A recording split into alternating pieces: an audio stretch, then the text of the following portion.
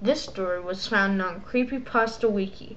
It is called Sonic the Hedgehog, based on one of Sega's most popular game montages. And also, as a reminder, at the beginning, instead of dollars, they use pounds. So watch out for that. As a child, I really loved playing Sonic the Hedgehog games on the SEGA MegaDrive.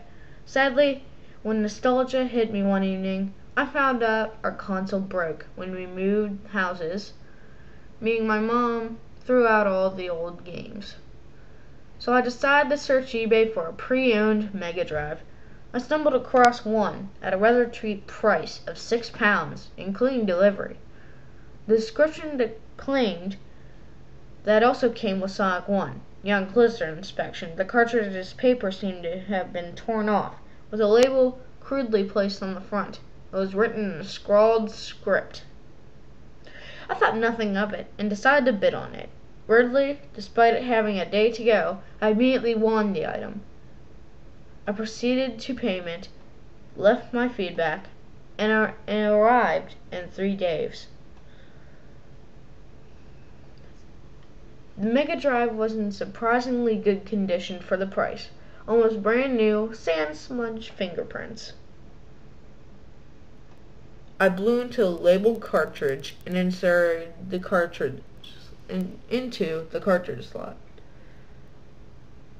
The TV flickered on. The familiar image of the Sega logo fitted in left to right. But instead of the joyous chorus, there was a cacophonic blast of static which lasted longer than it should have done. But this is where things got weirder. The title screen was polluted, black sludge pouring into the sea, with dark skies and lightning. The music was slower, in a dissonant, minor key, and Sonic popped out of the marquee. He looked genuinely terrified and afraid. I thought this must have been some sort of hack until I hit start. I saw Robotnik, in graphics far more realistic than possible for the time, holding a lifelike rabbit by the ears. He looked full of malice and hatred. His pince-nez glasses glinting as he revealed his other hand, a machete. He held it up to the defenseless animal's throat and slit it, blood pouring out like a fountain. Robotnik began to laugh, but it was almost like he was in the room with me. It was so realistic. The game went to the green hell zone, where the music was replaced by a low, buzzing drone. The background looked just like it did on the title screen, and again Sonic looked visibly shaken. His skin was paler, and he appeared to shake with fear. On running, he began to cry. Nevertheless, I decided to play through as normal, just to see if this was some sort of cruel joke. I ended up losing rings against a Buzz Bomber. The noise of losing my rings was a harsh ringing. I heard Robotnik chortle once more, his face flashing in the stormy background. Sonic hit the floor. I was unable to control him at this point, as the Buzz Bomber began to descend on Sonic's helpless body. The Buzz Bomber literally stabbed Sonic. All I could hear was his tortured screams. I couldn't take my eyes off the crudely animated sprites of Sonic writhing in pain as the Buzz Bomber rammed into him. This went on for a good 30 seconds before the Buzz Bomber flew off, leaving a bloodied Sonic corpse behind. The screen subsided, and the screen faded to black. I heard incredibly deep murmurings. It's some sort of weird language, maybe Japanese or Korean.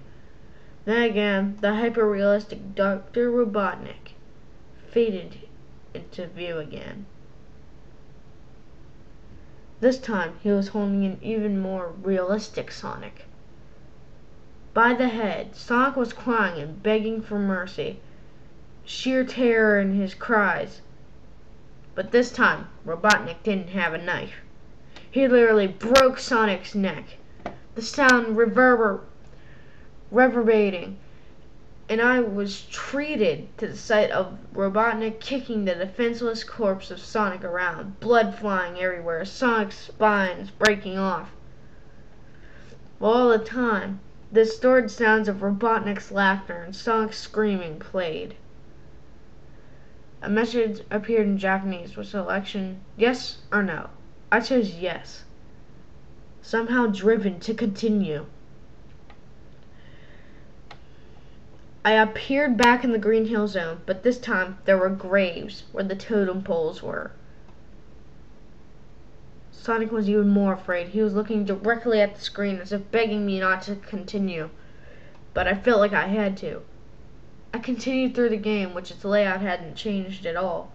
The iconic loop-de-loop was there. The tunnel Sonic span down. Everything was the same, but decaying and full of pollution. I reached the end of the level, and somehow it was the iconic boss level. You know, with the wrecking ball. Only Robotnik appeared. There was a loud cacophonous synth sound. Robotnik's face was contorted with sheer disgust for the hedgehog, and I even had a chance to attack. But before that, Robotnik's wrecking ball slammed into Sonic and crushed him against the side of the screen. Once more, the screams played, but the screen began to glitch horrifically and turn gray, almost into television static. Before I had the chance to hit the power button and take out the cartridge, I heard in a very clearly, in a deep voice, "This was your fault, and your fault alone." I looked at the television, and the hyper-realistic Robotnik's face from before occupied the entire screen. The game's words,